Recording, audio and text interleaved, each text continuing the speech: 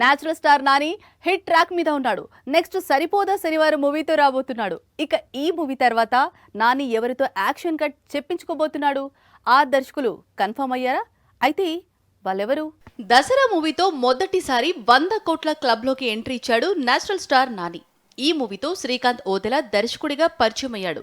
Recent గా hi నాన్న మూవీతో థియేటర్స్ లోకి వచ్చాడు.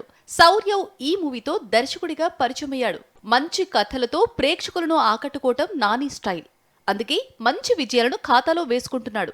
ప్రేక్షకుల మనసులలో స్థానం సంపాదించుకుంటున్నాడు. ఇక నాని ప్రస్తుతం సరిపోదా శనివారం మూవీలో నటిస్తున్నాడు. ఈ సినిమా తర్వాత కూడా తనకు యాక్షన్ కట్ చెప్పే దర్శకులను లైన్ లో పెట్టాడు. దసరా లాంటి బిగ్ హిట్ ను అందించిన శ్రీకాంత్ ఓదెల దర్శకత్వంలో మరో సినిమా చేయబోతున్నాడట. ప్రస్తుతం శ్రీకాంత్ స్క్రిప్ట్ ను తీర్చిదిద్దే పనిలో ఉన్నాడట. దసరా మూవీకి మించి ఈ సినిమా ఉండబోతోందట.